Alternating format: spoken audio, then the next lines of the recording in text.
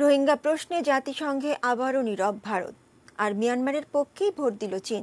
তবে নতুন 9টি দেশ মিয়ানমারের বিপক্ষে অবস্থান জানিয়েছে। জাতিসংঘের 75তম সাধারণ পরিষদের 48তম প্লেনারি অধিবেশনে রোহিঙ্গা ইস্যুতে আনা প্রস্তাব মিয়ানমারের বিরুদ্ধে পাশ হয়েছে 130 ভোটে।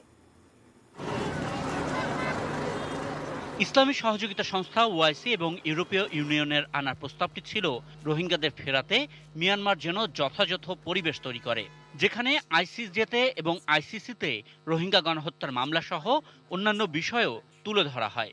জাতিসংঘের মানবাধিকার বিষয়ক থার্ড কমিটিতে প্রস্তাবটি উঠেছিল গত নভেম্বর মাসে। The 48th plenary meeting of the General Assembly is resumed. 2020-এর শেষ দিন এর উপর ভোটাভুটিতে মিয়ানমার যথারীতি বলে এটা মিয়ানমারের অভ্যন্তরীণ বিষয়। Myanmar is willing to and capable of addressing the issue of accountability for alleged violations. We are addressing it with our national accountability mechanism. প্রস্তাবের বিপক্ষে ভোট দিয়ে মিয়ানমারকে সমর্থন জানায় বাংলাদেশের সবচেয়ে বড় উন্নয়ন সহযোগী বন্ধু চীন।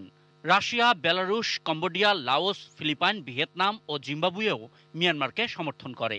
Netherlands, North Macedonia, Palau, Panama. বাংলাদেশের নিকটতম 3 প্রতিবেশী ভারত, ভুটান এবং নেপাল কোনো পক্ষেই ভোট দেয়নি।